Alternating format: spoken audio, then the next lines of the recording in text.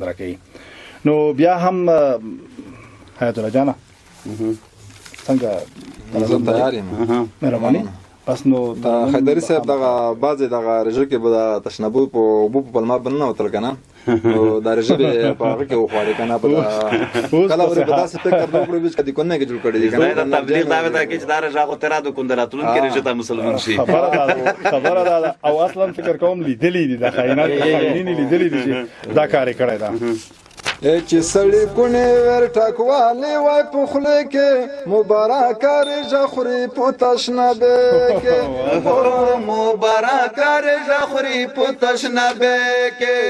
سړی د کونې ور ټکوالې وای په خوله کې مبارک رژه خوري په تشنابه کې مبارک رژه خوري په تشنابه کې چې د رژې درناوی نه کې مبارک رژه خوري په تشنابه کې چې د رژې درناوی نه کې مبارک رژه خوري په تشنابه کې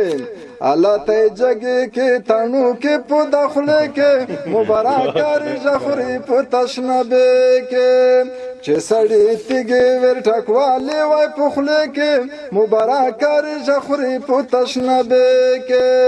کاغال بټیر چې دایرون وي مبارک رژه خوري په تشنابه کې کاغال بټیر چې دایرون وي مبارک رژه خوري په تشنابه کې کیکو بسکټ تشنا توري په تخرګه کې مبارک رژه خوري په تشنابه کې چې سړی تیږې ور ټکوالې وای په خوله کې مبارک رژه خوري په تشنابه کې چې ډاکټرونه ته مجبور شي مبارک رژه خوري په تشنابه کې چې ډاکټرونه ته مجبور شي مبارک رژه خوري په تشنابه کې نارای نارای درد پیدو شپ کلمه کې مبارک رژه خوري په تشنابه کې چې سړی تیږې ور ټکوالې وای په خوله کې مبارک رژه خوري په تشنابه کې چې پروژه خدای رازونه کو مبارک رژه خوري په تشنابه کې چې پروژه خدای رازونه کو مبارک رژه خوري په تشنابه کې نه بیا کمزوري خسرت ایمانه کې مبارک رژه خوري په تشنابه کې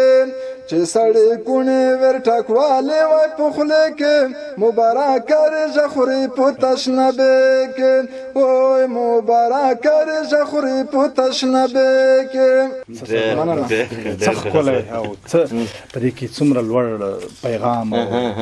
ډېر څه پکې ځکه و چې د ځوان په خوله په طنزیه شعر او په ترنم کې هغو خلکو ته چې دا جرم د ترسره کړ رښتیا هم په دا روژه کې یو چا راته وویل چې د خوست ښار په مرکزي جوماتونو کې په تشنابونو کې پیپسۍ او انرژۍ او د بسکټو کاغذونه ډېر پراته وي. نو طبعا معلومیږي داسې چې دوی روژې خوړل. الله دې موږ ته هدایت وکړي د سمې لارې. نو ډېره زیاته مننه له قدرمن ورور حسرت صاحب.